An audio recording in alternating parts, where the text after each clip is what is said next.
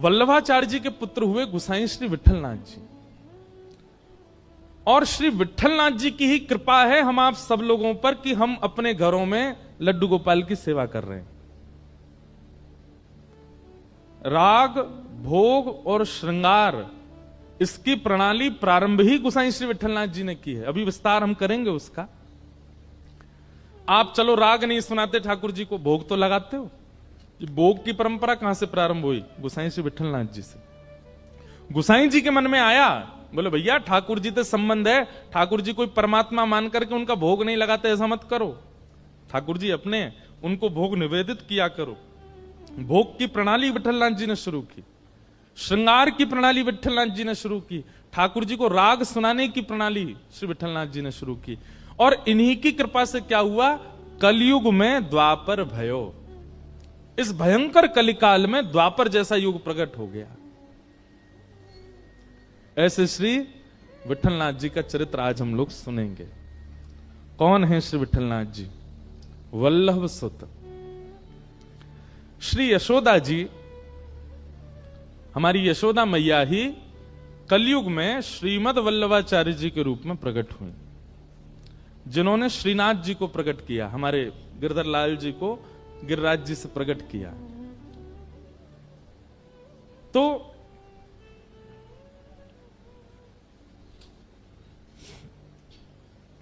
श्रीमद वल्लभाचार्य जी महाराज ब्रह्मचर्य का पालन कर रहे थे। उनकी इच्छा नहीं थी गृहस्थाश्रम के निर्वहन की और संतति वर्धन की, लेकिन आप तीर्थों में भ्रमण करते, ग्रंथों का लेखन कार्य करते, और सब करते करते जब आप पंढरपुर पहुंचे महाराष्ट्र में, तो पंढरपुर में चंद्रभागा नदी है। चंद्रभागा नदी के तट पर श्रीमद वल्लभाचार्य जी बैठे थे और ध्यान कर रहे थे, नाम जप कर रहे थे। तभी उनके चित्त में साक्षात श्री पंडरीनाथ श्री विट्ठल भगवान प्रकट हो गए। अब देखो कितने ध्यान से सुनना बात। भैया ने धीरे बोल रहे, ने धीरे कह लो। पंडरीनाथ भगवान चित्त में प्रकट हुए, प्रकट होकर के बोले, हे महाप्रभु जी, आप गृहस्थाश्रम में प्रवेश क्यों नहीं कर रहे हैं? बोले कि अब हमको गृहस्थ में प्रवेश करके संतति आदि और विस्तार गृहस्थाश्रम के करने की इच्छा नहीं है।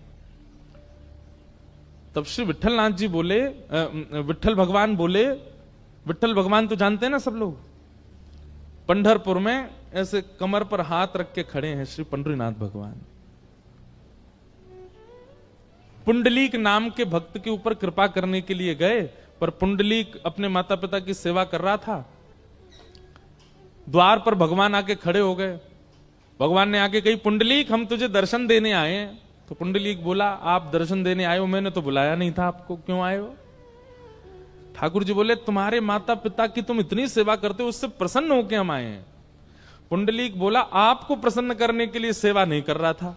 रोने लगे पुंडलीक। ठाकुर जी बोले, रो क्यों रहे हो? बोले, मैं तो माता पिता को प्रसन्न करने के लिए सेवा कर रहा था, पर प्रसन्न आप हो गए। ठाकुर जी बोले, बड़ा विचित्र भक्त है, भगवान प्रसन्न हो गए, इसको उससे प्रसन्नता ही नहीं है। उसकी मातृपितृ भक्ति इतनी अद्भुत थी कि ठाकुर जी को भी नहीं भज रहा है। माता पिता ही सर्वस्व है उसके लिए।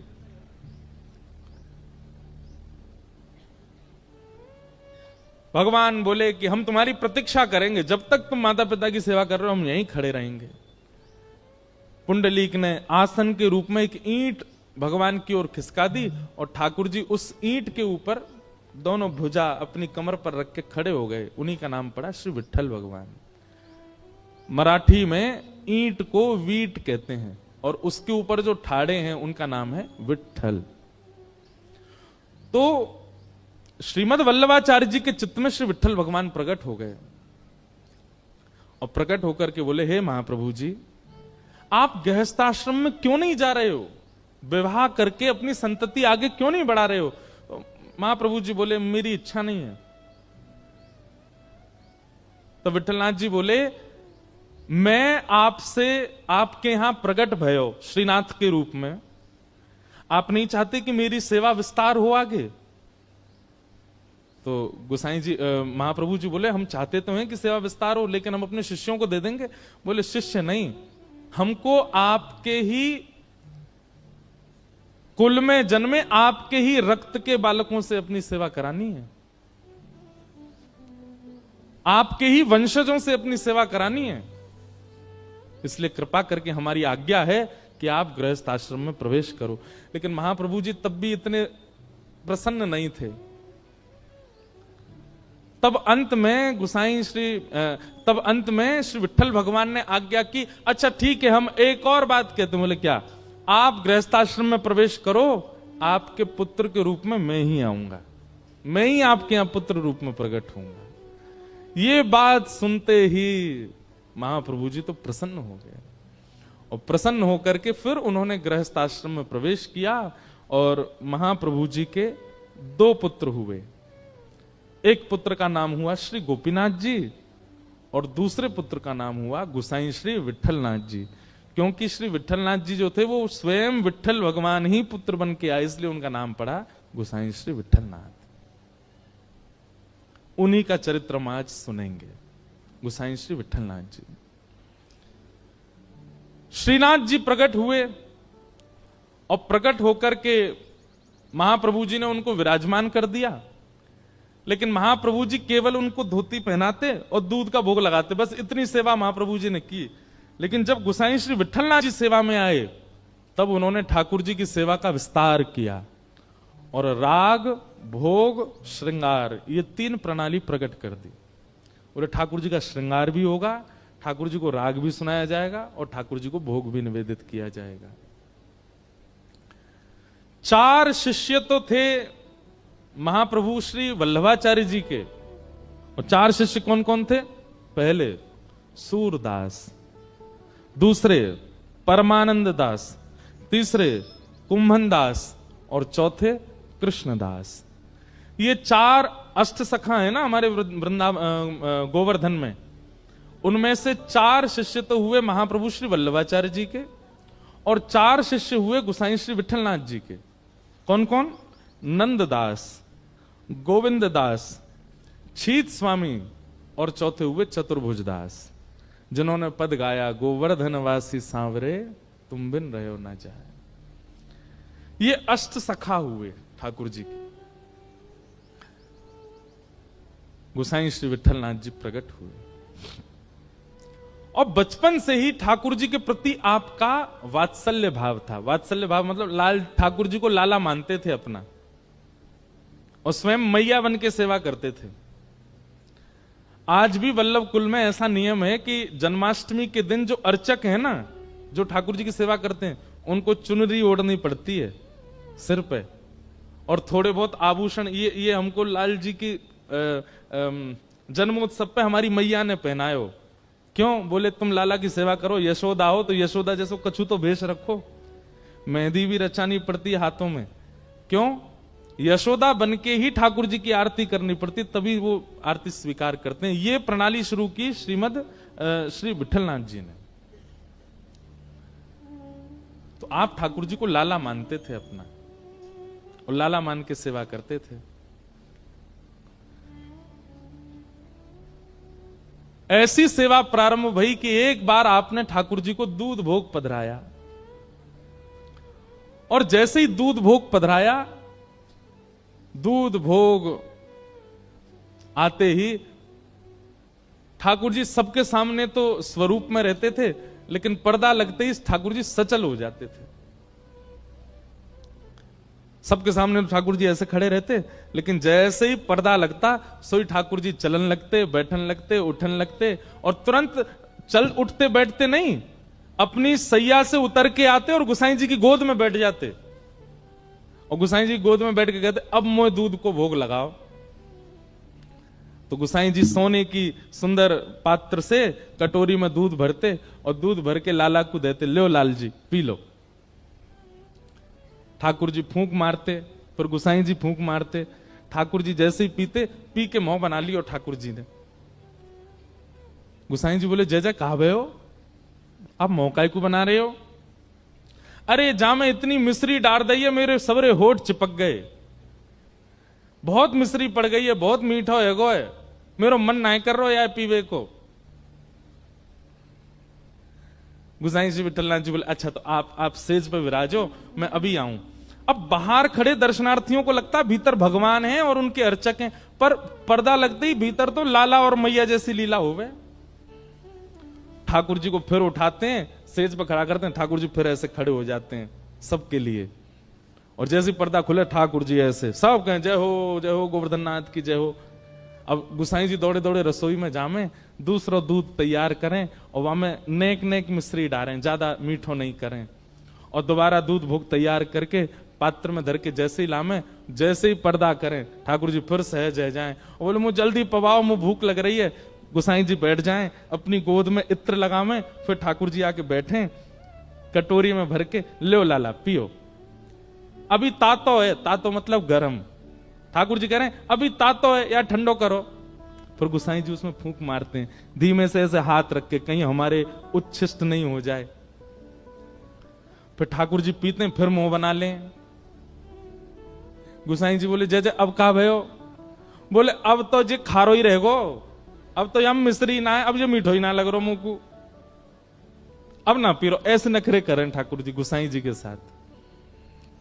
गुसाई जी के देखो लाल जी ये नखरेबाजी मत करे करो, ये सत्य घटना है, भक्तमाल जी में वर्णन है। गुसाई जी कह रहे हैं ऐसे नखरे मत करे करो, कभी क्यों मिश्री ज्यादा है, कभी क्यों मिश्री कम है, दूध ना पीनो तो ऐसी मना ना, पीनो तो है पर आनंद ना आ रो, मुझे सुख ना मिल लो यहां में। गुसाई जी बोले रुको फिर ते कछु करूं, फिर तो उठा के खड़े किए, फिर यूं खड़े है गए, पर्दा खोल के गए मंदिर में जाके, रसोई घर में जाके, अब तीसरा दूध औटायो, वहां में मिश्री डारी ना, दूध औटा के दूध अलग लाए, मिश्री अलग लाए, और ठाकुर जी के सन्मुख पधरा के बोले जे रही मिश्री जे रही दूध अपने आप में लाओ, जितनी चाहिए पी लो। ठाकुर जी के नेत्र सजल है गए। ठाकुर जी बोले मैं तो तुम्हारो लाला हूं, मुंह पे मिलानो आवे ही ना है, मुंह पतो ही ना है मिश्री कैसे डारें, मुंह पतो ही ना है या दूध को ठंडो कैसे करें। आप मुंह को लाला मानो ना, लाला अपने आप दूध पीवे, वो तो मैया पिवावे सोई पीवे। गुसाई जी बोले आज तुम्हारी दूध पीवे की इच्छा ही ना है, सही बात तो जे है, लेकिन लाल जी दूध ना पियोगे तो गाल सबरे पिचक जाएंगे तुम्हारे, पतरे दुबरे है जाओगे, नेक्स्ट तो पेट तुम्हारो बाहर निकल आओ भीतर चलो जाएगो, ये गदमदरा से तुम्हारे हाथ है सबरे सूख जाएंगे, और जैसे ही तुम सूखे सूखे से है जाओगे फिर किशोरी जी आपको रास में ना ले जाया करेंगे। सोई ठाकुर जी ने सबरो दूध लियो और लेके मुंह धर के पी गए। वो नाय में पत्रो ना होंगे, मुंह तो तगड़ो है नो है। ऐसे श्री गुसाई जी ठाकुर जी ऐसी लीला करते हो उनके साथ। और ये लीला होने के बाद गुसाई जी एकांत में बैठ करके नेत्रों से अश्रु प्रवाह करते, मुंह पे कितनी बड़ी कृपा, ये ठाकुर जी मुझसे कितनों प्रेम करें, ये मुंह पे कितनों प्रेम न्योछावर करें।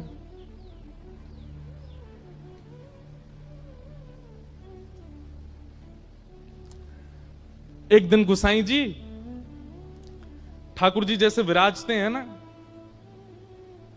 तो जहां विराजते हैं वहां पीछे जैसे हमने मसनद लगाई है, ऐसे ही ठाकुर जी की कमर पे टेक के लिए गुसाई जी ने एक गद्दी बनवाई, और गद्दी बनवाई, यहां मसनद लगाई, यहां मसनद लगाई। ठाकुर जी बोले जे कहा कर रहे हो? गुसाई जी बोले जय जय आप पूरे दिन खड़े रहो, थकान है जाती होगी तो न कैसे पीछे टेक ले ले करो, और कभी कभी अवसर मिला करे तो बगल में मसनद है इन पर नेक पौड़ जाए करो। ठाकुर जी बोले मो यहां में सुख ना मिले, तो बोले कैसे सुख मिलेगा? बोले तुम लेटो नीचे।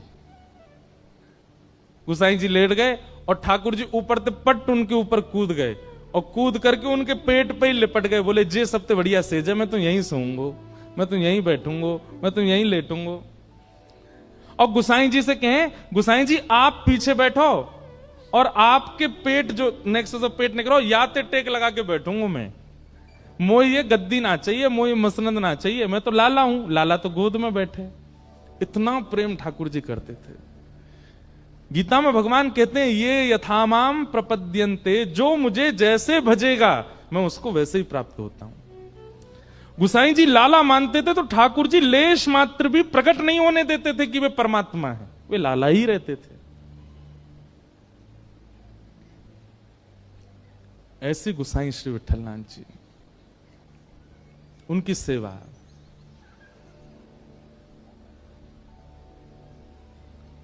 एक दिन गुसाई जी श्रृंगार कर रहे थे ठाकुर जी का, और ठाकुर जी को श्रृंगार करते करते इतने में खिड़की थी मंदिर के गर्भगृह में, वहां गर्भगृह की खिड़की में एक बंदर आ गए हो, और जैसे ही बंदर आया हो तो ठाकुर जी ने बंदर को देखो तो बंदर ठाकुर जी पे करे खो, और जैसे ही ठाकुर जी पे करे खो खो, गुसाई जी के ओ देख बंदर आगो, गुसाई जी देखो बंदर आगो, या भगाओ यहां ते। गुसाई जी बोले बंदर ते डर रहे हो? बोले मुझे डर लग रहा हो, देखो ये मुंह कहीं खा नहीं जाए जी, मेरे ये बंदर मुंह ना खावे को, मेरे बंटा भोग में जितना प्रसाद लगाओ सब इनको लेके भाग जाएगो, या को भगाओ यहां ते।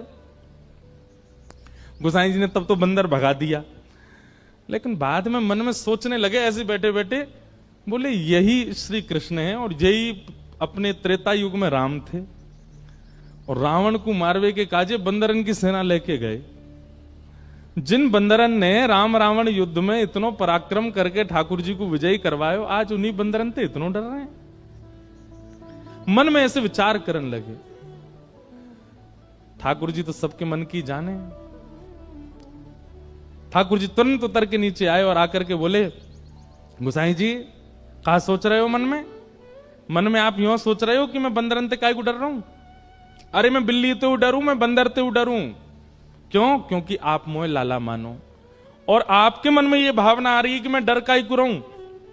लाला की भावना मत रखो, फिर परमात्मा की भावना रखो मेरे प्रति।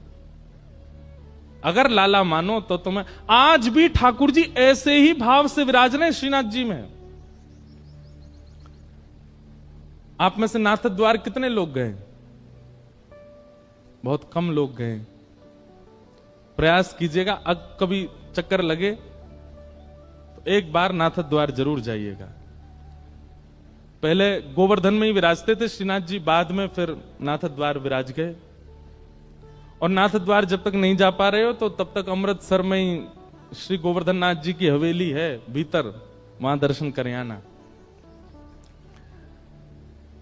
तो नाथ द्वार जब आप जाएंगे तो वहां आप दर्शन करेंगे, श्रीनाथ जी विराज रहे हैं, और श्रीनाथ जी के मंदिर से नेक निकल के मंदिर प्रांगण में ही भीतर विश्व के सबसे पहले लड्डू गोपाल विराज रहे हैं। उनको नवनीत प्रियालाल कहते हैं। क्या कहते हैं?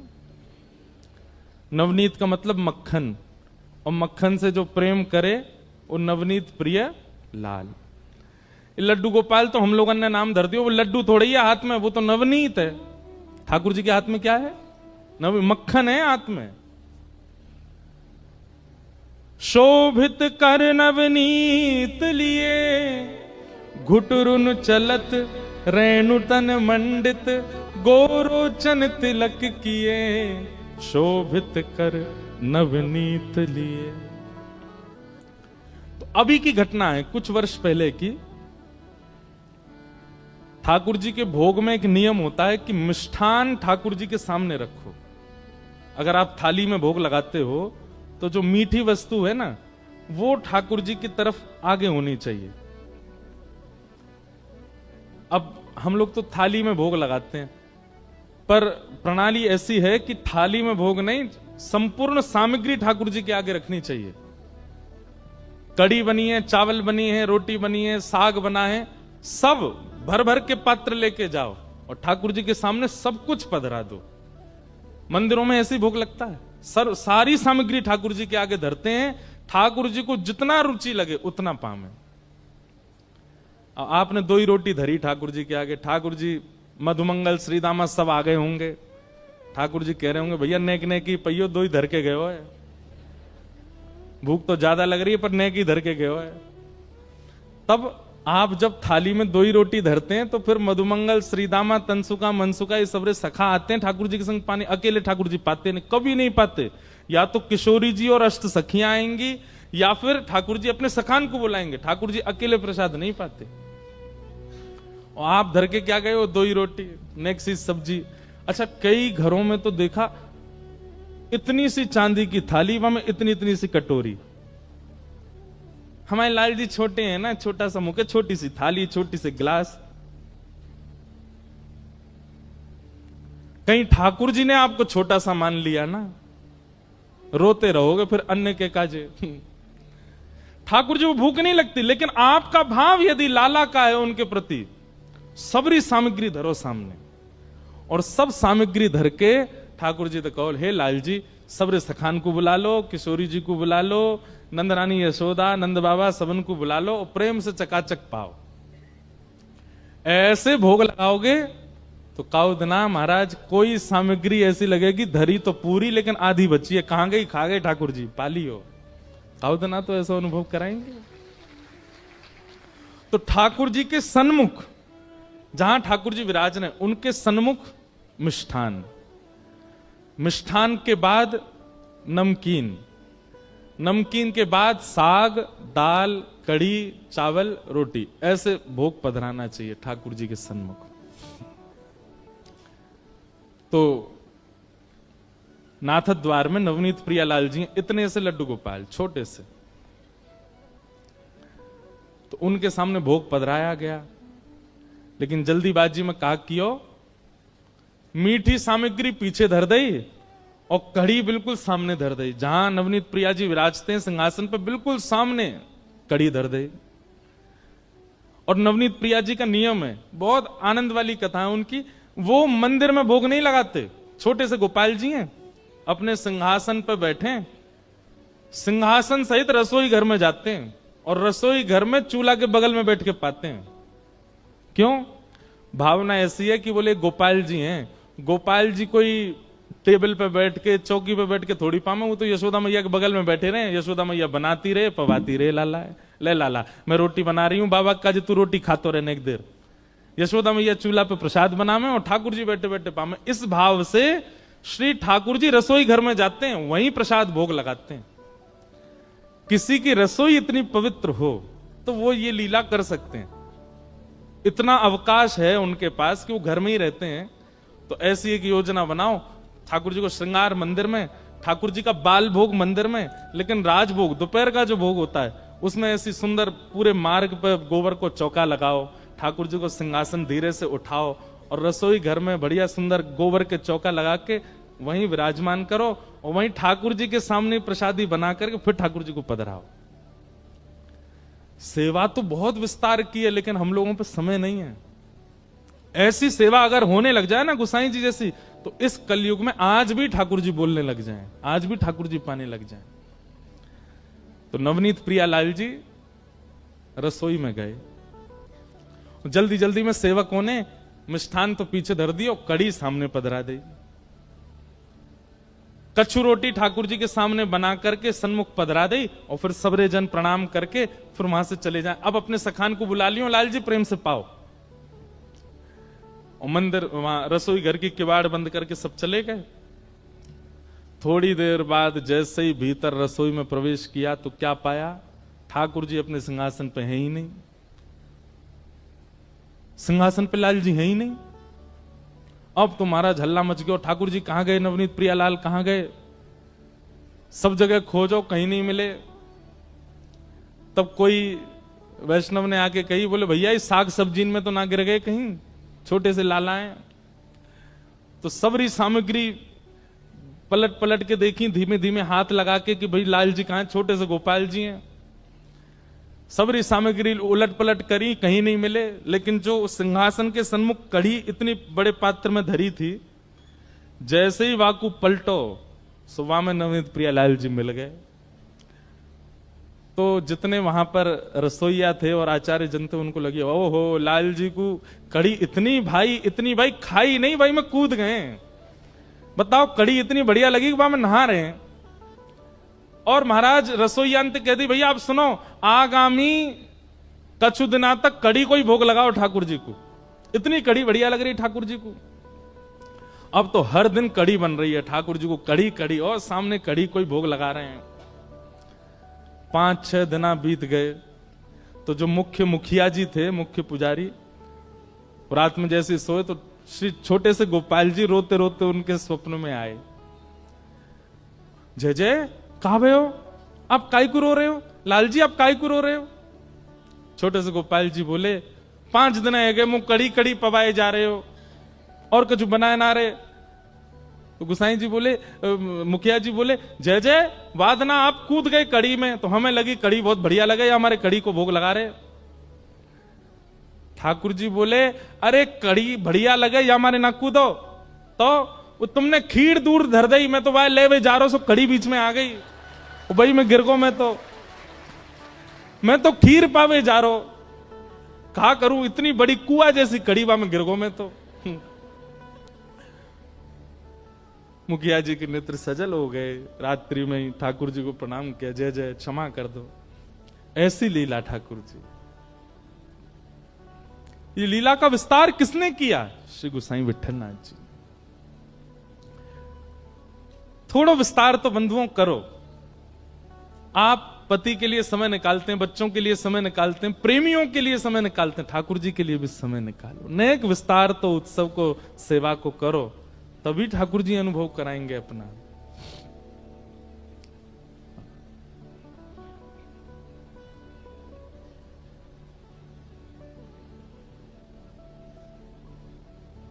एक लीला और होती है, ठाकुर जी को शयन के समय नेत्रों पे काजल लगाते हैं। यहां धीमे धीमे काजल लगाओ और उंगली से लगाना, कोई सामग्री से नहीं। छोटे से ठाकुर जी हैं तो नेक नेक बिंदी धरा दो यहां रात्रि में शयन के समय। और सुबह जब मंगला करवे जाओ तो फिर वो जैसे सुबह सुबह लाल जी उठे हैं, उठ करके क्या करते हैं, ठाकुर जी ऐसे मीड़ते हैं अपनी आंख, तो वो काजल जो यहां 2-2 बिंदी धरी है ना, सुबह जब मंगला करो तो उनको ऐसे नेत्रन के ऊपर ऐसे ऐसे गोल गोल घुमा दो। तो उस भाव से आरती करनी है कि लाला ने उठ के अपनी आंख मीड़ ली है, सो ऐसे जगन्नाथ बन गए, गोल गोल आंख कारी पड़ गई है। आज भी नवनीत प्रिया जी का आप दर्शन करने जाओगे तो श्री लाल जी के नेत्र दिखाई ही नहीं देते। मैंने मुखिया जी से पूछा, मैंने मुखिया जी एक बात बताओ, ये लाला के नेत्र का क्यों ना दिखाई दें? बोले, अरे रात में काजर लगाए और सुबह उठ के लाला ने आंख मीड़ ली, सबरी आंख दुबक गई ठाकुर जी की, या हमारे कारी कारी आंख है गई हैं। ये सब लीला विस्तार करी हैं श्री गोसाई जी ने।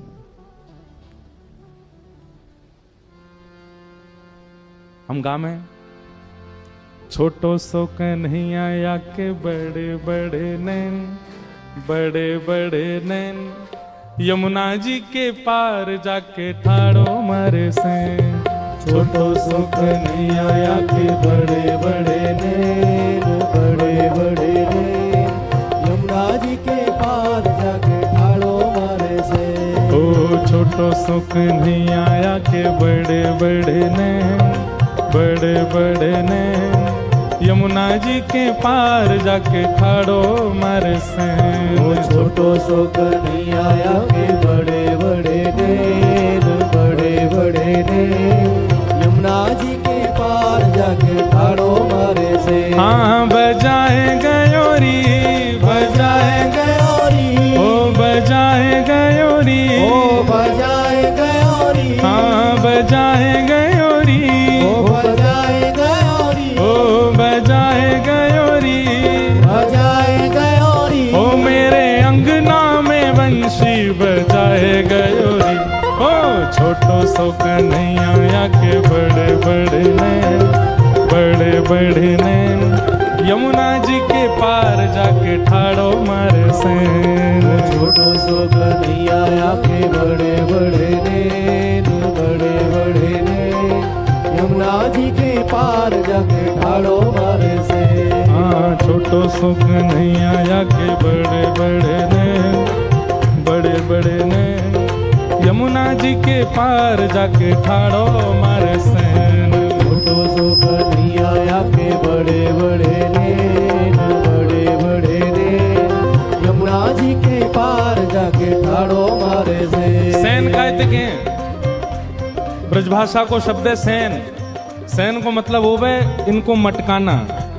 ठाकुर जी अपनी भौं मटकाते हैं। छोटो सो कन्हैया या के बड़े बड़े नैन, बड़े बड़े नैन, यमुना जी के पार जाके ठाड़ो मारे से। वो छोटो सो कन्हैया या के बड़े बड़े नैन, बड़े बड़े नैन, यमुना जी के पार जाके देखो, ठाड़ो कथा को विश्राम दिवस है और हरिहर मिलन के विश्राम दिवस में हम सबन की कामना कहा है कि निकुंज की प्राप्ति हो। और वृंदावन में प्रकट निकुंज है श्री निधिवन राज, और वहीं निधिवन राज के सेवायत गोस्वामी आज पधारे हैं। श्री ठाकुर जी के सेवायत आए श्री राधेश गोस्वामी जी और श्री शिवम गोस्वामी जी, हमारे बिहारी जी के निधिवन राज के सेवायत आए हैं। प्रेम से भाव से सब लोग ठाकुर जी को स्मरण करते हुए, हाँ यमुना जी के पार जाके ठाड़ो मारे से, ओ यमुना जी के पार जाके ठाड़ो मारे से, हे बजाए गयोरी, बजाए गयोरी, बजाए गयोरी, बजाए गयोरी, मेरे अंगना में वंशी बजाए गयोरी। ओ छोटो सो कन्हैया के बड़े बड़े ने, बड़े बड़े ने, यमुना जी के पार जाके ठाड़ो मार से, छोटो सो कन्हैया के बड़े बड़े ने, बड़े बड़े ने, यमुना जी के पार जाके बोल नंद के लाला की।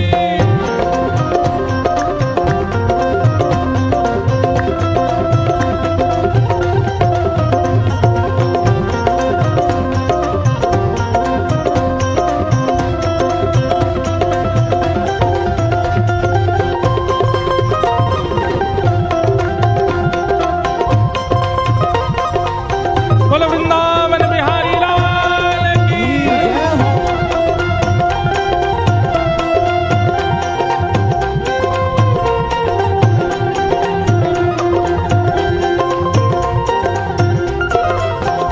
हाँ अंगना में सोई रही सुध बुध नाए, अंगना में सोए रही सुध बुध नाए, अंगना में सोए रही सुध बुध नाए, अंगना में सोए रही सुध बुध नाए, सोमती पे जादू डारो जागेगी के नाए, सोमती पे जादू डालो जागेगी के नाए, हाँ सोमती पे जादू डारो जागेगी के नाए, ओ सोमती पे जादू डालो जागेगी के नाए, हे सुनाए गयोरी, ओ सोनाए गयोरी, हाँ सुनाए गयोरी, ओ सोनाए गयोरी, हाँ सुनाए गयोरी, ओ सोनाए गयोरी, हाँ सुनाए गयोरी, ओ सोनाए गयोरी, ओ मेरे कानन में वंशी सुनाए गयोरी। ओ छोटो सो कन्हैया के बड़े बड़े ने, बड़े बड़े ने, यमुना जी के पार जाके ठाड़ो मार से, छोटो सो कन्हैया के बड़े बड़े ने, बड़े बड़े ने, यमुना जी के पार जाके ठाड़ो मारे से, हाँ छोटो सो कन्हैया के बड़े बड़े ने, बड़े बड़े ने, यमुना जी के पार जाके ठाड़ो मार से, छोटो सो कन्हैया के बड़े बड़े ने, बड़े बड़े ने, यमुना जी के पार जाके ठाड़ो मारे से। ये गोपी के संग लीला कर रहे हैं ठाकुर जी, और ये लीला तभी करेंगे जब ऐसी प्रणाली से सेवा हो। गोपी कहा कह रही है, यमुना के तट गई भरण को गागर, यमुना के तट गई भरण को गागर, यमुना के तट गई भरण को गागर, यमुना के तट गई भरण को गागर, पीछे ते आए गए नटवर नागर, पीछे से आए गए नटवर नागर, हाँ पीछे ते आए गए नटवर नागर, पीछे से आए गए नटवर नागर। बाकी की गोपी बोली फिर कहा भयो, तू यमुना जल भरवे गई फिर कहा भयो? बोले पीछे ते आए के बोले, अरे गोपी तो मैं तो बड़ी बास आ रही है, तू नहावे धोवे नहाए। मैंने की अरे लाला मैं नहा के आई हूं। ना ना तू नहाई ना, रुक जा तो नहाऊं। और कहा करके गए, हाँ भिगोए गयोरी, ओ भिगोए गयोरी, हाँ भिगोए गयोरी, ओ भिगोए गयोरी, ओ भिगोए गयोरी, ओ भिगोए गयोरी, हाँ भिगोए गयोरी, भिगोए गयोरी, ओ मेरी सगरी चुनरिया भिगोए गयोरी। ए छोटो सो कन्हैया के बड़े बड़े ने, बड़े बड़े ने, यमुना जी के के पार जाके ठाड़ो मारे से। वो छोटो सुख नहीं आया के बड़े बड़े नैन, बड़े बड़े नैन, यमुना जी के श्री राधा रमण लाल की हो।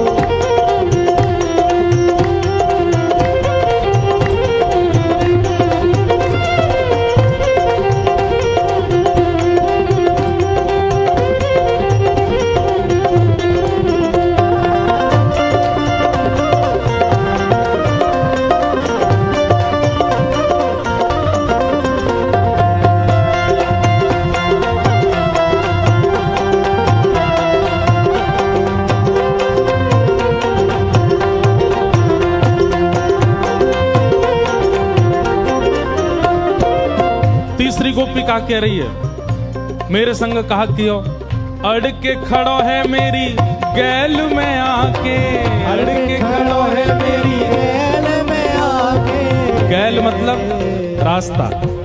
गोपी कह रही है कि मैं दही लेके बेकवे जा रही हूं, मेरे मार्ग में आके खड़ो है को। और का कह रहा है, दान दो। काय बात को दान? जे मार्ग हमारे नंद बाबा ने बनवायो, या मार्ग पे चल के तुम मथुरा जा रही हो, या को दान दो।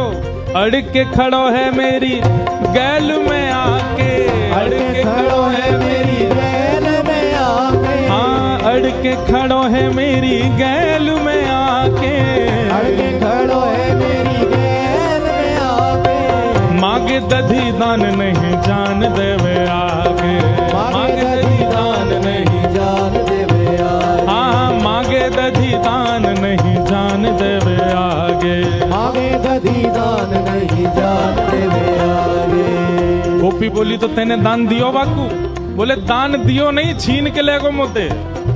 खाए गयो री, खाए गयो री, हाँ खाए गयो री, हाँ खाए गयो री। अरे वो तो खाए गयो री, वो तो खाए गयो री, अरे वो तो खाए गयो री, वो तो खाए गयो री। वो मेरो लूट लूट माखन खाए गयो री। हाँ, छोटो सुख नहीं आया के बड़े बड़े नैन, बड़े बड़े नैन, यमुना जी के पार जाके ठाड़ो मार से। छोटो सुख नहीं आया के बड़े बड़े नैन, बड़े बड़े नैन, यमुना जी के पार जाके ठाड़ो मारे से। वो तो खाए गयो री, वो तो खाए गयो री, हाँ खाए गयो री, हाँ खाए गयो री। ओ मेरो लूट लूट माखन खाए गयो री। हाँ, छोटो सुख नहीं आया के बड़े बड़े नैन, बड़े बड़े नैन, यमुना जी के पार जाके ठाड़ो मारे सैन। छोटो सुख नहीं आया के बड़े बड़े नैन, बड़े बड़े नैन, यमुना जी के पार जाके ठाड़ो मारे से। हे गोविंद मेरो है, गोविंद मेरो है, हाँ गोपाल मेरो है गानो है, गोविंद मेरो है, गोपाल मेरो है, हाँ गोविंद मेरो है, गोपाल मेरो है, हे गोविंद मेरो है, गोपाल मेरो है, हाँ गोविंद मेरो है, गोपाल मेरो है, हाँ गोविंद मेरो है, गोपाल मेरो है, हे गोविंद मेरो है, गोपाल मेरो है। ओ मेरो राधा रमण गिरधारी मेरो है, मेरा राधा रमण गिरधारी मेरो है। ओ प्यारो माँ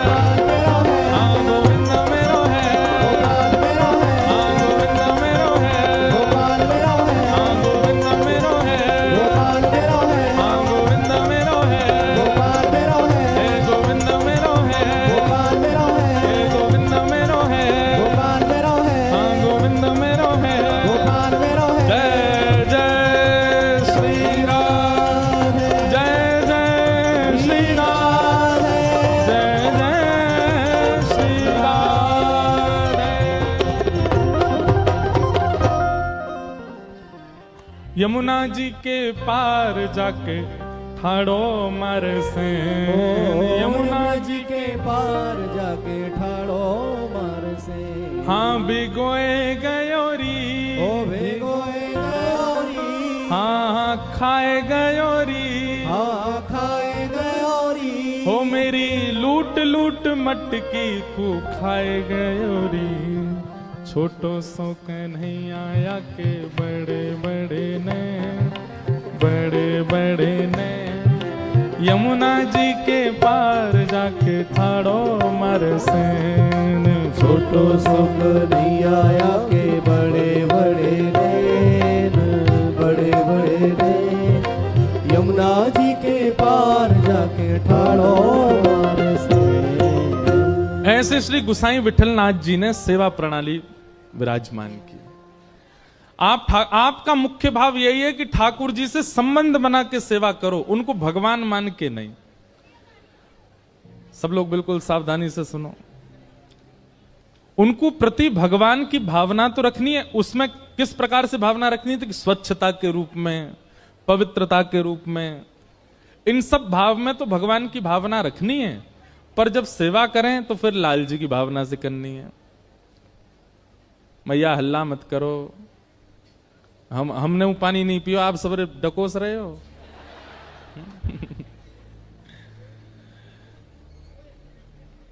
तो एक बार की एक अद्भुत लीला, हमारे भारत में एक रामायण के बहुत अच्छे वक्ता हुए श्री राजेश रामायणी जी महाराज। सशरीर तो अभी विराजमान नहीं है, पर उन्होंने इस लीला को एक बार सुनाया था। परंतु ये लीला मुख्य रूप से गुसाई श्री विठलनाथ जी की है। उन्होंने इस लीला को ऐसे सुनाया कि बरसाने के एक व्यापारी थे, उनकी कोई पुत्री नहीं थी, उन्होंने किशोरी जी को अपनी पुत्री माना। पर यह लीला ऐसे है, भक्तमाल जी में वर्णन है कि गुसाई श्री विठलनाथ जी के 7 पुत्र थे। कितने पुत्र थे? 7। और 7 पुत्रों के ब्याह हो गए तो कितनी बहू? 7 बहू। तो एक बार गुसाई श्री विठलनाथ जी ने एक चूड़ी पहनावे वारी से कही, हमारे घर चली जाओ, 7 बहू हैं, उनको चूड़ी पहनाया। लेकिन गुसाई श्री विठलनाथ जी ठाकुर जी को भी तो अपना लाला मानते हैं। तो 7 बहुओं ने चूड़ी पहनी, सबन ने चूड़ी पहन ली। जैसी सब गई और सब भीतर चली गई, वो चूड़ी वारी जैसी वहां से जान लगी, इतने में ही एक अत्यंत सुंदर सुकुमारी छोटी सी लाली आई गई और आकर के बोली, सबन को चूड़ी पहनाई दी, मोई भी तो पहनाओ, मैं या घर की सबसे बड़ी बहू हूं। तो चूड़ी पहनाई वाली जोड़ते हंसी, बोले इतनी बड़ी बड़ी बहू तो चूड़ी पहन गई, नेक सी छोरी कह रही है मैं सबसे बड़ी बहू हूं। लेकिन उसकी रूप माधुरी को देख करके, उनके मुख की कांति को देख करके वो स्तब्ध रह गई। और वो मनहारिन बोली कि सही बताऊं लाली, तो मेरे चूड़ीन के सवरे भंडार में तुम्हारे हाथ में सुशोभित हो ऐसी कोई चूड़ी ना है। कभी कोई व्यापारी ऐसा कह नहीं सकता कि आप पर जचे ऐसी साड़ी मुझ पे नहीं, ऐसे वस्तु मुझ पे नहीं, ऐसे कपड़े मुझ पे नहीं। कोई व्यापारी कहता है ऐसा? व्यापारी का स्वभाव क्या होता है? अरे ये पहन के निकलोगे महाराज, सब आपको ही देखेंगे, लो पहनो। व्यापारी तो अपनी चीज बेचना चाहता है। परंतु उन एक सी लाली को देख करके वो मनहारन कह रही है, नेत्रों में आंसू भराए, वो लाली तेरो स्वरूप इतना सुंदर है, तेरे हाथ इतने सुंदर है, तेरो मुखमंडल इतना सुंदर है, मैं तो हस्तकमल देख करके न्यौछावर रह गई हूं। वास्तव में तो मेरे पास तो पहनावे वाली कोई चूड़ी है ही ना है। तो सामने बैठी नेक सी लाली को मुख उतर गए हो। सबरी बहुवन ने चूड़ी पहन ली, मैं घर की सबसे बड़ी बहू, मैं बिना चूड़ी के कैसे रहूं? तो मनहारन बोली, लाली तू दुखी मत हो, एक काम कर, जेल तो इनमें से जो अच्छी लग रही हो तो खुद ही चुन ले। और नन्ही सी किशोरी जी अपने हाथन से चूड़ी निकाल रही हैं और निकाल के स्वयं नहीं पहननी, वाकू दे रही हैं, लो पहनाओ। और वाके हाथ से सुंदर चूड़ी पहन करके और छमछम करती लाली चली गई। गुसाई जी ने कही सबरो धन ले जाइयो मोते जितनी चूड़ी पहनावे। मनहारन गई और जाके बोली महाराज पैसा दो। बोले 7 बहुवन के 2-2 हाथ, 14 हाथन में चूड़ी पहनाई, वाके हिसाब से बता दो। बोले 14 नहीं 16। बोले 16 कैसे? बोले 8 बहुवन को चूड़ी पहनाई, 7 तो बड़ी वरिष्ठ सी हट्टी तगड़ी, एक नेक सी हो रही छोटी सी, वाकू भी चूड़ी पहनाई है। गुसाई श्री विठलनाथ जी बोले झूठ बोल रही है, अरे तो पैसा चाहिए मुझे ज्यादा ले ले, तो मेरे घर में तो 7 ही बहू हैं, 8वीं बहू कौन सी आ गई? अरे ना है ऐसी छोटी सी, और पता कहा कह रही मैं घर की सबसे बड़ी बहू हूं। वाह को तो मुख देख करके, और उनको तो मैंने चुन के पहनाई, पर वो तो खुद ही चुन के पहन के गई है, और वाह को तो मैं दोनों पैसा लूंगी आपसे। भैया हल्ला मत करो, सब लोग ध्यान से। गुसाई जी बोले तू झूठ बोल रही है, ऐसा है ही ना है। गुसाई जी बोले रुक जा, मैं घर जाऊंगा, पहले सबरी बहुवन से बात करूंगा, फिर दूंगा तो पैसा। और गुसाई जी ने घर जाके अरे कौन कौन सी ने चूड़ी पहनी? सबरी बहू आ गई, हमने पहनी। बोले वो मनहारन कह रही 8वीं वो पहन के गई है। 8वीं कौन है? हम 7 ही हैं घर में। गुसाई जी बोले वही तो मैं कह रहा हूं, आप ठाकुर जी का जैसे शयन कराने के लिए गए और ठाकुर जी को शयन करा करके जैसे स्वयं शयन में गए, किशोरी जी रोती रोती आ गए। बोले गुसाई जी आप 7 पुत्रन को अपनो मानो, 7 बहुवन को अपनो मानो, और तो और आप लाल जी को अपनो भी पुत्र मानो, पर मुंह को अपनो बहू ना मानो। गुसाई जी बोले अरे श्री जी ऐसा क्या कह रही हो? बोले आप ठाकुर जी के प्रति क्या भाव रखो? बोले वो मेरे लाला हैं। तो बोले वो तुम्हारे लाला हैं तो मैं तुम्हारी बहू ना भाई? बोले नहीं नहीं श्री जी आप तो मेरी बहू हैं ही। तो बोले फिर आज जब मनहारन सबरी बहुवन को चूड़ी पहना, मैंने पहन ली तो तुमने वाकू पैसा ही ना दियो। गुसाई जी के नेत्र सजल हो गए, तुरंत रोने लगे। बोले अरे श्री जी मुझसे अपराध बन गए हो, मुझसे बहुत बड़ी भूल है गई, चूक है गई। श्री जी बात ऐसी है, मैं लाला को छोटो मानू ना तो मेरे मन में ऐसा भाव है अभी नेक्स्ट सो लाला या को ब्याह भयो नहीं, परंतु आप और ठाकुर जी छोटे बड़े नहीं, आप तो नित्य संग रहो, आप तो हमेशा संग रहो, आपकी कोई आयु थोड़ी है कि या आयु में ब्याह होगा, आप तो नित्य संग रहो। मेरे दिमाग से बात न कर गई, मुझको क्षमा कर दो श्री जी। ऐसे है ये लीला, वो गुसाई श्री विठलनाथ जी के साथ में ये लीला हुई थी। किशोरी जी इनकी पुत्र वधू के रूप में मनहारन से चूड़ी पहनवे आई। सोचिए केवल ठाकुर जी के प्रति एक संबंध क्या बना लिया, तो किशोरी जी ने भी संबंध बना लियो और सब सखान ने भी गुसाई जी से संबंध बना लियो, सबने गुसाई जी को अपना कुछ ना कुछ मान लिया। ठाकुर जी के जो लगते हैं उन सबके भी गुसाई जी संबंधी हो गए, और उनकी तो छोड़ो किशोरी जी ने मान लिया। ऐसे गुसाई श्री विठलनाथ जी। अच्छा गुसाई जी का एक नियम था, वो नित्य दीक्षा देते थे। उनका दीक्षा देने के पीछे अभिप्राय ये नहीं था कि मैं शिष्य बनाऊं, भाव ऐसी थी कि गुसाई श्री विठलनाथ जी जैसे ही गुरु मंत्र देते थे, जिसको गुरु मंत्र मिलता था, गुरु मंत्र मिलते ही उसके नेत्र बंद हो जाते और उसको ठाकुर जी के प्रत्यक्ष दर्शन होने लगते थे। तो उनकी भावना ऐसी थी कि मैं नित्य एक वैष्णव को तो ठाकुर जी के चरणों से जोड़ूं, उसके बाद ही जलपान करते थे, कुछ खाते थे। इसके पीछे उनकी भावना ऐसी नहीं थी बहुत चेला बनाने हमको, नित्य ब्रह्म संबंध करते थे। इसलिए गुसाई श्री विठलनाथ जी के बहुत शिष्य हैं। रत्नावती जी का चरित्र हम सुन रहे थे, वो भी गुसाई जी की शिष्या थी। और अब ऐसे स्मृति में आ नहीं रहे नाम, लगभग गुसाई जी के रसखान गुसाई जी के शिष्य, गुसाई विठलनाथ जी के शिष्य। और ताज बेगम का चरित्र हमने 1-2 बार कहा है, आज किसी ने मुझे लिख के भी दिया, एक महाराज उनका पद गा दीजिएगा ताज बेगम का। अकबर की पत्नी थी ताज बेगम। उसने जब से ठाकुर जी को देखा वो तो ऐसी बीमार पड़ने लगी कि सब वैद्यों ने आकर के उसका उपचार किया, लेकिन वो ठीक नहीं हुई। तब अंत में अकबर ने कहा बेगम आपको ऐसा कौन सा रोग हुआ, किसी वैद्य से आप ठीक नहीं हो रही हो? बोले आप समझोगे नहीं। बोले नहीं बताओ।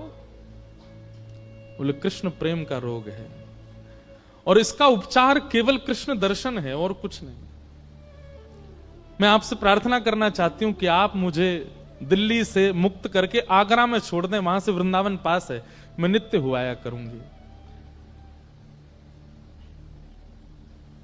अच्छा, एक और बात, अकबर जो था ना, ये भी गोसाई श्री विठलनाथ जी और स्वामी श्री हरदास जी इनको बहुत मानता था। प्रसंग आता है कि अकबर का जो जहां वो नमाज पढ़ता था, जो उसका पूजा घर था, वहां 5 चित्र लगा रखे थे उसने। उसमें एक स्वामी श्री हरदास जी का जो चित्र मिलता है ना, हाथ में वीणा लेकर के, एक तारा लेकर के और जो बैठे, वो चित्र अकबर ने ही बनवाया था। क्योंकि अकबर के मन में हमारे स्वामी श्री हरदास जी को देख करके ऐसा वैराग्य आया, वो सब छोड़ करके निधिवन राज में ही रहना चाहता था, स्वामी जी की सेवा में। स्वामी जी बोले, जे अगर यहां रहेगो तो यहाँ के चक्कर में दुनिया भर के सबरे लोग यहां आवेंगे, पूरे वृंदावन को रूप बिगाड़ देंगे। तो स्वामी जी ने उसको आज्ञा की, भैया सुनो, तुम वृंदावन में मत रहो, तुम तो दिल्ली रहो, तुम तो राज शासन ही करो। तो वो बोला, स्वामी जी मैं आपके रूप को देखे बिना रह नहीं सकता। तब किसी ने कही, बोले देखो आप पे तो बड़े बड़े चित्रकार हैं, स्वामी जी का एक चित्र बनवा लो, अपने पास रखना। तब अकबर ने स्वामी जी का चित्र बनवाया और चित्र लेकर के दिल्ली गया, और जहां वो नमाज करता था वहां पर उसने 5 भक्तों के चित्र रखे। उसमें गोसाई विठलनाथ जी, स्वामी श्री हरदास जी और संभवतः भक्तिमती मीराबाई, ऐसे गोस्वामी तुलसीदास जी, ऐसे 5 चित्र थे उसके पास। अपनी नमाज आदि करता था, उसके बाद 5 भक्तों को प्रणाम करता। अकबर पर कृपा तो थी संतों की। तो अकबर की जो ये पत्नी थी ताज बेगम, इनको वृंदावन आने की बड़ी रुचि थी, तो ये वृंदावन कभी कभी जाती थी। एक बार इन्होंने जाकर के गोसाई श्री विठलनाथ जी से कहा, ऐसा कोई मंत्र दे दीजिए कि मेरे पति मेरे वश में हो जाएं, और वश में करके मुझे कुछ और नहीं करना, बस उनसे यह कहलवा देना है कि तुम सदा के लिए वृंदावन चली जाओ। ऐसा कोई ताबीज बना दो, गंडा बना दो, मंत्र दे दो जिससे मेरे पति मेरे वश में हो जाएं। तो गोसाई श्री विठलनाथ जी ने भोजपत्र पर कुछ लिखा और लिख करके उसको ताबीज में डाल करके और ताज बेगम को पहना दिया। ताज बेगम जब दिल्ली आई तो उसके गले में, अकबर की अन्य पत्नियों ने जब ताबीज देखा तो उन्होंने अकबर के कान भर दिए, बोले कि हमें पता चलिए गुप्तचरों से, आपको अपने वश में करके और ये कुछ षड्यंत्र करना चाहती हैं, अपने भाइयों को पूरे भारत का राज शासन दिलाने के लिए गोसाई श्री विठलनाथ जी से ताबीज बनवा के आई है ताज बेगम, ताकि आपको वश में कर सके। अकबर तो अकबर है, उसके लिए कोई रोक टोक थोड़ी, तुरंत पहुंच गया ताज बेगम। बोले ये ताबीज खोल के दिखाओ, उसमें क्या लिखा है। पढ़ा तो ताज बेगम ने भी नहीं था उसमें लिखा क्या है, पर गोसाई जी ने उसमें लिखा था, यंत्र मंत्र और तंत्र सो भूल करो जन कोय। बोले भैया यंत्र मंत्र तंत्र तोना टोटका इन सब में ज्यादा विश्वास मत करो। तो और अगली पंक्ति क्या लिखी थी, पति कहे सोई कीजिए, पति जो कहे वो करिए, वह आप ही वश होए। गोसाई जी ने लिखा था तंत्र मंत्र पर विश्वास मत करो, पति की बस आज्ञा मानो, पति की आज्ञा मानने लग जाओगे वो अपने आप ही आपका हो जाएगा। इस बात को पढ़ करके अकबर को इतना अच्छा लगा, बोले देखिए इन्होंने कितनी अच्छी बात लिखी, तंत्र मंत्र पर भरोसा मत करो, पति की आज्ञा मानो, पति जो कहे उससे अपने आप ही पति आपका हो जाएगा। तुरंत ताज बेगम को लेकर के वृंदावन गया और गोसाई श्री विठलनाथ जी को जाकर के उसने प्रणाम किया और उसने कहा, महाराज मैं कुछ देना चाहता हूं। तो गोसाई श्री विठलनाथ जी ने कही, बोले एक काम करो, हमारे श्रीनाथ जी के लिए गौचारण के लिए भूमि प्रदान करो। 500 एकड़ जमीन अकबर ने श्रीनाथ जी और नवनीत प्रिया जी के गौचारण के लिए प्रदान की।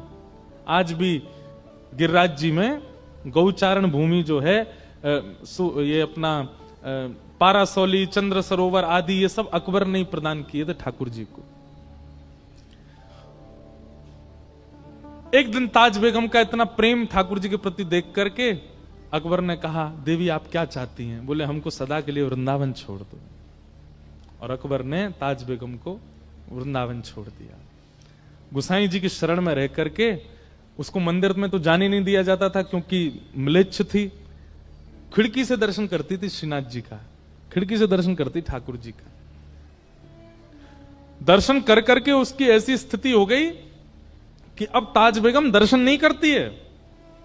ताज बेगम मन में सोच लेती है, आज ठाकुर जी ने पीली पोशाक पहनी होगी, टेढ़ा मुकुट पहना होगा, मुकुट पर सेहरा बांधा होगा, मोतीन के श्रृंगार धारण किए होंगे, आज ठाकुर जी को गुलाब का इत्र लगा होगा, कंठ में मोगरा की माला पहनी होगी। मन में सोचती थी, दर्शन करने नहीं जाती थी। और जो दर्शन करके आते उनसे पूछती, आज ठाकुर जी कैसे श्रृंगार में जरा बताना।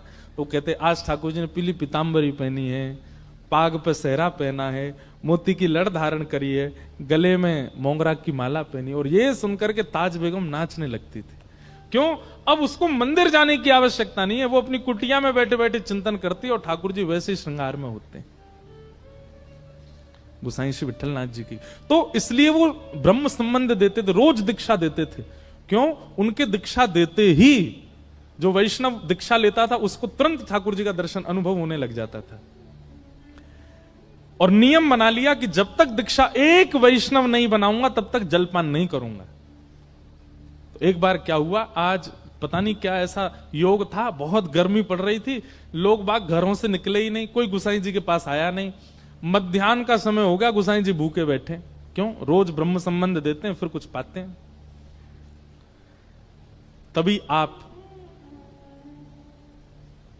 गोविंद कुंड है गिरिराज जी में, वहां जाकर के बैठ गए और गोविंद कुंड में दो हंस घूम रहे थे। आपने मन में विचार किया, आज तक मानवों को ठाकुर जी का दर्शन कराया है ब्रह्म संबंध देके, इन जीवों का भी तो अधिकार है। और आपने उन दो हंस हंसनी के जोड़े के कान में अष्टाक्षर मंत्र देके उनको कंठी माला पहना दी। और जैसे ही कंठी माला धारण कराई, दोनों के चतुर्भुज रूप हो गए और दोनों का ही निकुंज में प्रवेश हो गया, ठाकुर जी की प्राप्ति हो गई। ऐसे गोसाई श्री विठलनाथ जी, ठाकुर जी से उनका ऐसा संबंध। इनके जीवन में भी एक परीक्षा हुई थी। कृष्णदास अधिकारी जी थे, उनसे इनकी किसी बात पर अनबन हो गई और श्री कृष्णदास अधिकारी जी ने इनके जो दूसरे भाई थे गोपीनाथ जी, उनका भगवत धाम गमन हो गया था। उनकी पत्नी थी और उनका एक बेटा था, बेटे का नाम पुरुषोत्तम था। इन्होंने पूरे गोवर्धन के वैष्णवों को इकट्ठा किया और इकट्ठा करके कहा, भैया देखो, महाप्रभु जी के दूसरे पुत्र श्री गोपीनाथ जी, जो कि भगवत धाम गमन हो गया, उन पर थोड़ी दया आनी चाहिए कि नहीं। ये पूरी सेवा श्रीनाथ जी की गोसाई जी करते हैं, उनका बेटा बेचारा वो सेवा में नहीं जा पाता है। आप सब लोगों को आवाज उठानी चाहिए और गोपीनाथ जी की पत्नी और उनके बेटे को ठाकुर जी की सेवा का अधिकार मिलना चाहिए। तो कई लोगों ने इस बात का समर्थन किया और समर्थन के भाव से गोसाई श्री विठलनाथ जी को ठाकुर जी से कुछ समय के लिए दूर कर दिया। गोपीनाथ जी के पुत्र श्री पुरुषोत्तम जी सेवा करने लगे श्रीनाथ जी की।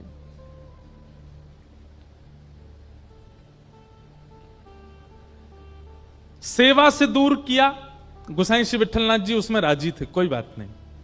लेकिन कृष्णदास अधिकारी जी ने यह नियम बना दिया कि आप मंदिर ही नहीं आओगे, ठाकुर जी का दर्शन भी नहीं करोगे। अच्छा, ये सब लीला श्रीनाथ जी ने ही प्रकट की थी। हमने एक बात कही ना, ठाकुर जी सीधो सीधो तो कछु चलन देंगे ही नहीं, कछु ना कछु परीक्षा तो सबकी कराते ही कराते हैं। ठाकुर जी पूरे विश्व को बताना चाहते हैं कि गोसाई जी का प्रेम कैसा है, इसलिए वियोग का ये एक नाट्य किया गया और कृष्णदास जी ने ठाकुर जी से गोसाई श्री विठलनाथ जी को दूर कर दिया। गोसाई श्री विठलनाथ जी गोवर्धन से थोड़ी दूर पारासौली में रहने लगे और आप नित्य अपनी कुटिया से निकल के आते और श्री गिरिराज पर्वत पर श्रीनाथ जी की जो ध्वजा थी उसी का ही दर्शन करते और दर्शन करके विरह व्याकुल होकर के वहीं बैठे रहते। बहुत सुंदर लीला है, ध्यान से सुनना। किते दिन वे जुगे बिन देखे, किते दिन वे जुगे बिन देखे, किते दिन वे जुगे बिन देखे। किते दिन वे जुगे बिन देखे। श्री कुम्मनदास जी का ये पद है। कुम्मनदास जी गाते हैं कब? जब ठाकुर जी को देखे बगैर 5 मिनट निकले थे बस। गुरुदेव की आज्ञा से ठाकुर जी से थोड़ा दूर जाना पड़ा कुम्मनदास जी को। केवल 5 मिनट निकले थे ठाकुर जी को देखे बगैर, और श्री कुम्मनदास जी इस पद को गाने लगे। किते दिन वे जुगे बिन देखे, किते दिन वे जुगे। हम लोगों को महीना महीना निकल जाता ठाकुर जी को देखे बगैर, हम रह लेते हैं। लेकिन कुम्मनदास जी को 5 मिनट दूर किया गया ठाकुर जी से, और कुम्मनदास जी रोते रोते गाने लगे, कितने दिन हो गए ठाकुर जी को देखे बगैर। किनको देखे बगैर? तरुण किशोर रसिक नंद नंदन, तरुण किशोर रसिक नंद नंदन, कछुक उठत मुख रेखे, कछुक उठत मुख रेखे। इस भाव को अगर आप समझ जाओ तो आप शहंशाह हो। हम बात कह रहे हैं, इस भाव को अगर आप समझ जाओ तो आप शहंशाह हो। क्या? कछुक उठत मुख रेखे। बोले कैसे हैं ठाकुर जी? बोले तरुण किशोर, युवा हैं, छोटे से 7-8 वर्ष के हैं ठाकुर जी। तरुण किशोर रसिक नंद नंदन, नंद नंदन कैसे? बोले तरुण किशोर हैं। कछुक उठत मुख रेखे। 8-9 वर्ष का बालक जो होता है उसके दाढ़ी मूछ नहीं आती, पर अगर आप उसको बहुत पास से देखेंगे ना तो स्वर्ण कलर, जैसे स्वर्ण का रंग होता है ना, उस रंग के कुछ उसके थोड़े केश निकल आते हैं मुखमंडल पर। वो दिखाई नहीं देते। कोई बहुत प्रकाश करके देखो, तिरछी आड़ी लाइट करके देखो, तब जाकर के वो थोड़े वो केश के अंग दिखाई देते हैं। कुम्मनदास जी कह रहे हैं, बोले नंद नंदन को देखे बगैर और उनके मुखमंडल पर प्रकट जो वो छोटे श्वेत वर्ण के जो केश हैं वो देखे बगैर, कछुक उठत मुख रेखे। दाढ़ी मूछ नहीं आती ठाकुर जी को, पर वो रेखाओं का दर्शन भी कुम्मनदास जी को हो जाता है। कितनी बड़ी दर्शन की भाव हमको होते हैं। हमें तो कजू ना है वो है, हम तो बस सुन वेले में ही सीमित हैं। वह शोभा वह कांति वदन की, वह शोभा वह कांति बदन की। कैसी लगती है? ऐसा मन करता है कि कोटिक चंद विशेखे, कोटिक चंद विशेखे। करोड़ों चंद्रमाओं को मुट्ठी में लेकर के ठाकुर जी पर वार दूं, इतने सुंदर लगते हैं। किते दिन वे जुगे बिन देखे, किते दिन वे जुगे बिन देखे। तो गोसाई श्री विठलनाथ जी ठाकुर जी से दूर कर दिए। गोसाई जी दूर से ही ठाकुर जी की ध्वजा का दर्शन करते हैं। लेकिन ऐसा नहीं है कि विरह केवल भक्त को होता है, विरह ठाकुर जी को भी होता है। बात केवल इतनी है कि भक्त अपना विरह गा के सुना देता है, ठाकुर जी कैसे सुनाए? परंतु एकमात्र श्री गोसाई विठलनाथ जी हैं जिनके लिए ठाकुर जी ने अपना विरह प्रकट कर दिया। कैसे? श्रीनाथ जी में आज भी 100 पान का भोग रोज लगता है ठाकुर जी। कितने पान? 100 बीड़ा पाते हैं ठाकुर जी। कभी आप श्रीनाथ जी जाएंगे तो श्रीनाथ जी तो अभी 500 300 350 400 साल पहले चले गए नाथ द्वार। उससे पहले तो वृंदावन में ही सब लीला करते थे। आज भी आप देखोगे राजभोग के बाद मुखिया जी आएंगे और पान की बीड़ा ठाकुर जी से मुख से छुपाएंगे और फिर रखें। कभी अगर प्रसादी में ठाकुर जी की बीड़ा मिलती है, एक बार को अन्य प्रसाद मिले तो सब में बांट दियो, पर बीड़ा मत बांटियो, बीड़ा तो स्वयं पाइयो। क्योंकि बीड़ा, बीड़ा समझते हैं ना, पान भोग, एकमात्र बीड़ा भोग ऐसा है जो ठाकुर जी के अधर से छुपाया जाता है। बाकी की सब सामग्री सामने रखी जाती है, पर बीड़ा तो ठाकुर जी के अधर से स्पर्श कराया जाता है। और बीड़ा भोग ज्यादातर किशोरी जी का बीड़ा भोग ठाकुर जी पाते हैं और ठाकुर जी का बीड़ा भोग किशोरी जी पाती हैं, क्योंकि अधर स्पर्श होता है उसमें। तो श्रीनाथ जी को 100 पान का भोग लगता था। बहुत ध्यान से सुनना। तो एक रामदास भीतरिया करके सेवा करते थे श्रीनाथ जी के आसपास, पोंछा लगावे की सेवा, आरती सजावे की सेवा, आदि आदि सेवा। भीतरिया, 2 सेवक होते हैं, एक होते हैं भीतरिया, एक होते हैं भारिया। भीतरिया वो जो गर्भगृह के अंदर जा सकते हैं, भारिया वो जो बाहर बाहर की सेवा करते हैं। तो रामदास भीतरिया जो थे ये गोसाई श्री विठलनाथ जी के शिष्य थे। ये जाते थे श्रीनाथ जी के मंदिर में सेवा करने, भीतर पोंछा आदि करने। तो जब ये पोंछा आदि करते थे तो श्रीनाथ जी खड़े खड़े इनको इशारा करते, ए सुन, ऐसे इशारे करते। अब ये आवाज कहां से आ रही है? फिर ठाकुर जी करें, अब ये ऊपर देखे ठाकुर जी को, ठाकुर जी ऐसे खड़े हैं, आसपास कोई है नहीं, भाई आवाज कौन करता है? एक बार तो घबरा गया, हुआ आ गो मंदिर में। लेकिन फिर ठाकुर जी ने इसको ऐसे बौं मटका के इशारा किया। रामदास तो अरे अरे जय जय, आप बुला रहे हैं मुकु। ठाकुर जी ने फिर इसको प्रत्यक्ष, ठाकुर जी लीला सबके सामने नहीं करते हैं, परंतु रामदास के द्वारा गुसाई जी को संदेश भेजना है, इसलिए ठाकुर जी लीला कर रहे। जय जय, आप कछु आज्ञा कर रहे हैं। तो ठाकुर जी के बगल में जो मसनद रखी जाती है ना, उन पे ठाकुर जी के मुख पहुंचने का एक रूमाल रखा जाता है। ठाकुर जी ने ऐसे नजर घुमा के रूमाल की ओर इशारा किया। कोई था नहीं मंदिर में, 2-4 लोग दर्शन कर रहे थे। इसने धीमे से वो रूमाल उठाया और रूमाल खोल के देखा तो ठाकुर जी जो 100 पान खाते थे उसकी जो पीक निकलती थी, उस पीक से ठाकुर जी ने पत्र लिखा था गोसाई श्री विठलनाथ जी के लिए। और वो पत्र लिखा था, उसमें प्रथम ही ठाकुर जी ने लिखी, है रामदास पत्र मत पढ़ियो, ले जाके गोसाई जी को दे दे। रामदास के तो नेत्र सजल हो गए, ठाकुर जी लीला करते।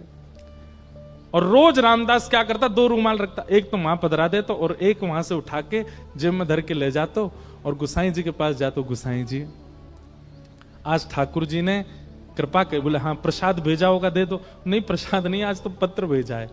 गोसाई जी ने जैसे ही वो रूमाल खोल करके देखा, ठाकुर जी ने अपनी पीक से जो पान की लाल लाल निकलती, वहां से ठाकुर जी ने पत्र लिखा। और उस पत्र में ठाकुर जी अपना प्रेम उद्गार प्रकट करते हैं। और क्या कहते हैं वो पंक्ति तो मुझे याद नहीं, पर ठाकुर जी ने पत्र लिख करके गोसाई जी से कहा, मेघ तो समय आने पे बरसेगो। मतलब मेघ तो समय आने पे बरसेगो। मेघ हमेशा नहीं बरसते, जब समय आता तब बरसता है। तो मानो गोसाई जी से कह रहे हैं, प्रतीक्षा करो, समय जल्दी आएगा जब मेरा प्रेम आप पे बरसेगा। तो गोसाई जी तो गोसाई जी हैं। गोसाई जी ने एक पत्तल पर दूसरा पत्र लिखा और पत्र लिख करके रामदास से बोले जाओ ठाकुर जी को दे दो। और गोसाई जी ने क्या लिखा, बोले मेघ तो समय आने पे बरसेगा, पर चातक पक्षी जानते हैं नाम? एक तो आजकल लोग जानते नहीं, इतनी व्याख्या करनी पड़ती है। चातक पक्षी जो होता है वो पूरे साल प्यासा रहता है।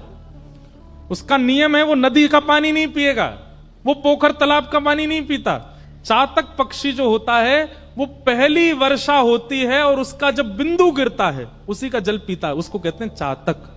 और चातक पक्षी का नियम होता है वो चहकता कैसे है, प्यासा हूं प्यासा हूं। जो पहाड़ों में रहते हैं, हिमाचल के लोग होंगे, कश्मीर, उनको चातक पक्षी की आवाज आती होगी सुबह, प्यासा हूं, वो ऐसे ही बोलता है। तो ठाकुर जी ने पत्र लिख करके भेजा, मेघ तो समय आने पे बरसेगा।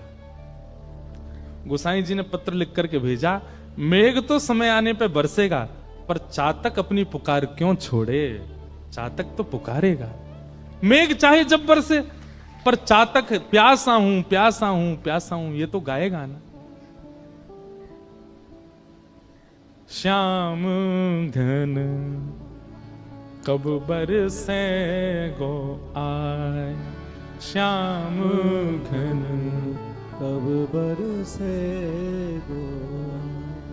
हमारे भारत में हनुमान प्रसाद पोद्दार जी, पूज्य भाई जी, उनका ये पद है। सब लोग बहुत ध्यान से सुनो, बहुत अच्छा पद है। अब हम बस ये पद गा करके फिर कथा को विश्राम देंगे। सब लोग गाना मेरे साथ।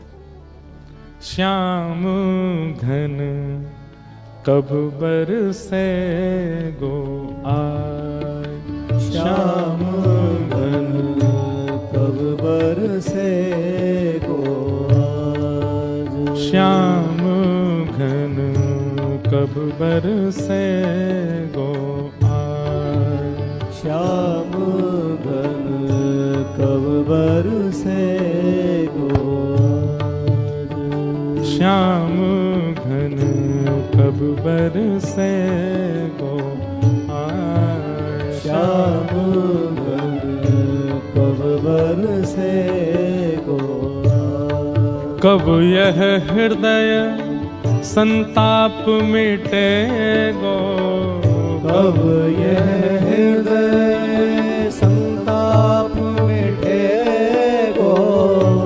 कब यह हृदय संताप मिटे गो, कब यह हृदय संताप मिटे गो।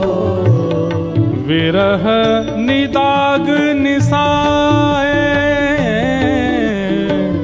विरह निदाग निसाए। श्याम घन कब बरसे गो आए, श्याम घन कब बरसे गो आज। हे श्याम घन कब बरसे गो आए, श्याम घन कब बरसे गो आज। कब मन मन मयूर नचे गो, कब मम मन मयूर नचे गो। मयूर कब नाचता है? जब बादल बरसते हैं। कब मम मन मयूर नचे गो, कब मम मन मयूर नचे गो।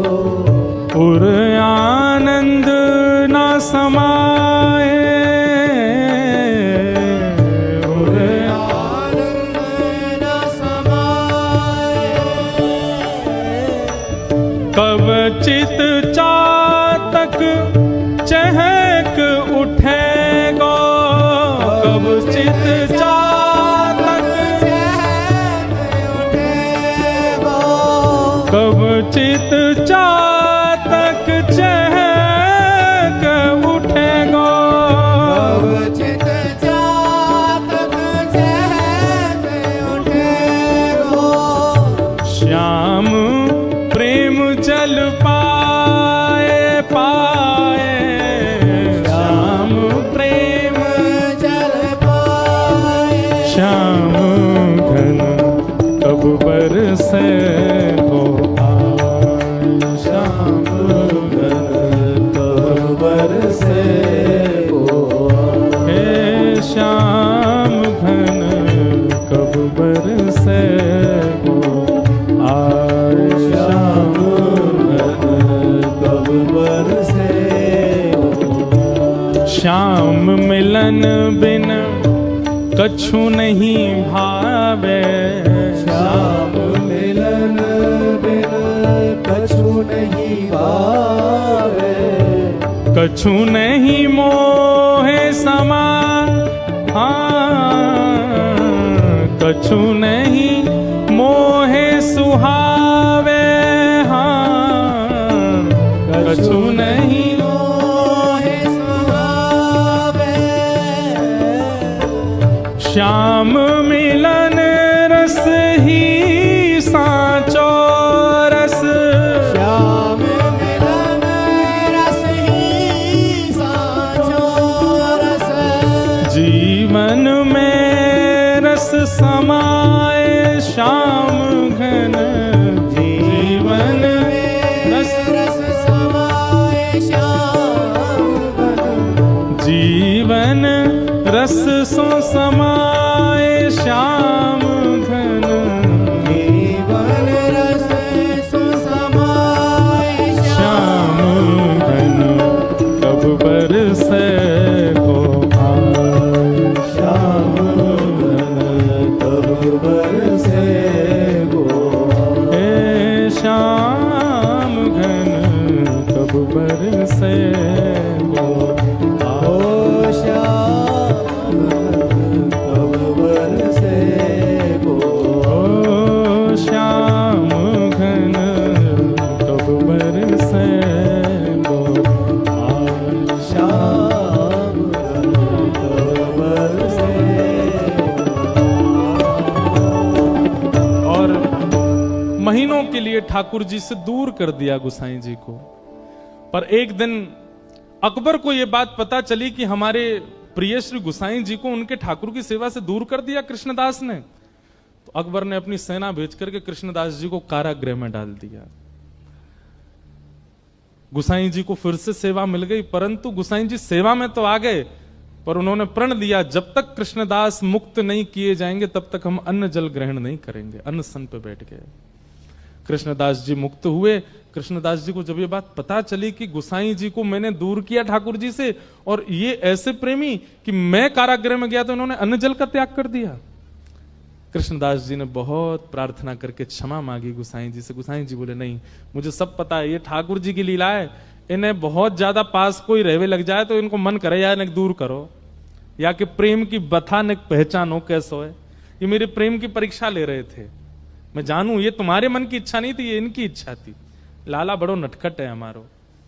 ऐसे गुसाई जी की फिर बाद में ऐसी लीला आती है कि कृष्णदास जी को इसका दंड मिला। एक भक्त को ठाकुर जी से दूर किया और दंड क्या मिला कि सुबह सुबह जल भरने के लिए कुआं में गए और पांव फिसल गए और कुआं में गिर के उनकी मृत्यु हुई। परम भागवत कृष्णदास, जिनका एक प्रसिद्ध पद में गाता हूं, मेरो मन गिरधर छवि पे अटक्यो, ये पद कृष्णदास जी का ही है। ऐसे परम भागवत की ऐसी अधोगति, कुआं में गिर के प्राण निकलना। अब तो पूरे ब्रजमंडल में हल्ला मच गो, बोले कहा कृष्णदास भूत बन गो है।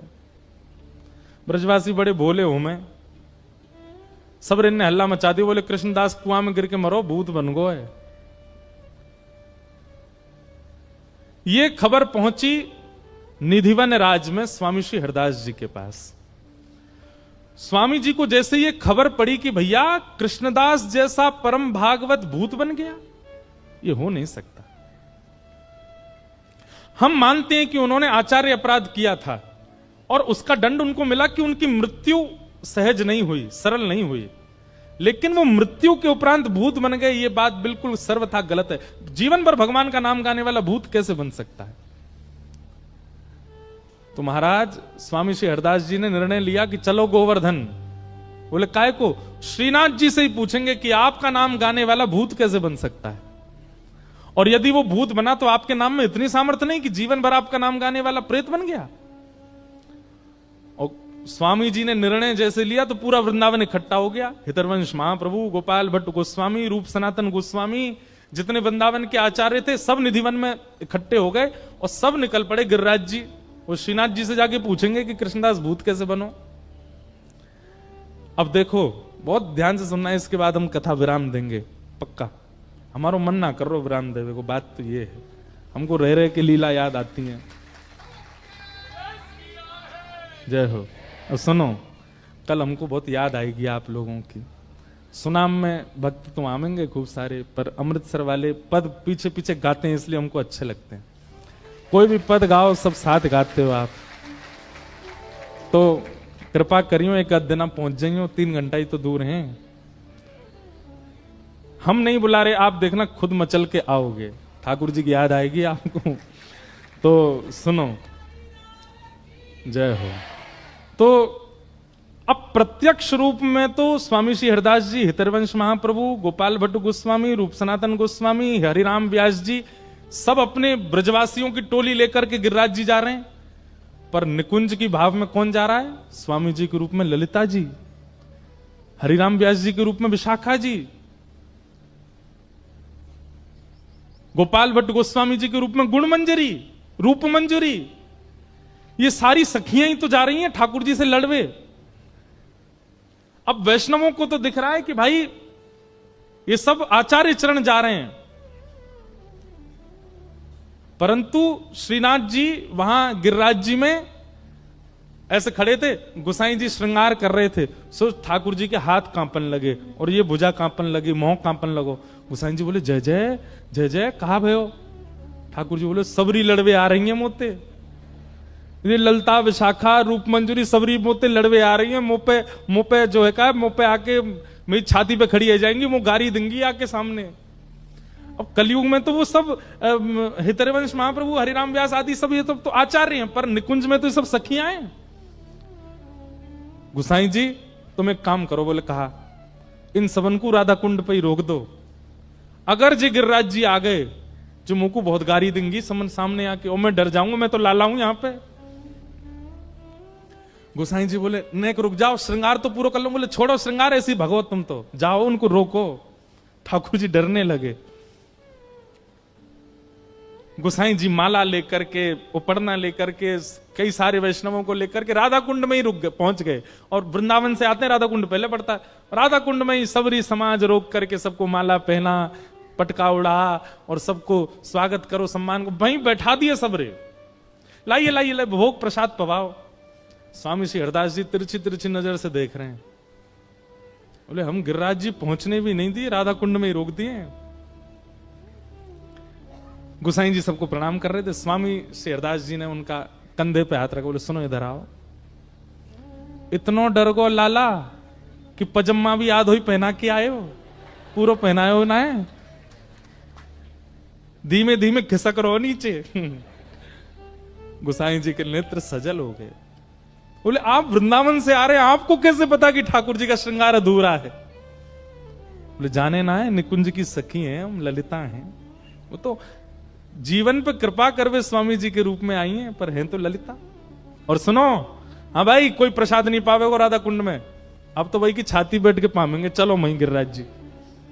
गोसाई जी बोले जय जय, लाला छोटो सो डर जाएगा। बोले कोई डर, कृष्णदास भूत कैसे बनो ये बता। और महाराज गिरिराज पर्वत पे सब चढ़ गए। श्रीनाथ जी का मंदिर ऊपर है ना, आज भी जत्तीपुरा में देखोगे आप, ऊपर ही मंदिर है। ऊपर चढ़ने का सबको अधिकार नहीं है, केवल ब्रज के लोग ही चढ़ सकते हैं। चढ़ गए ऊपर, और जैसे ही पहुंचे महाराज, ठाकुर जी के पसीना पसीना मुखमंडल पे। गुसाई जी तो घबराए, मेरो लाला 1200, मेरो लाला छोटो सो, सबरी सखी लड़वे आ गई।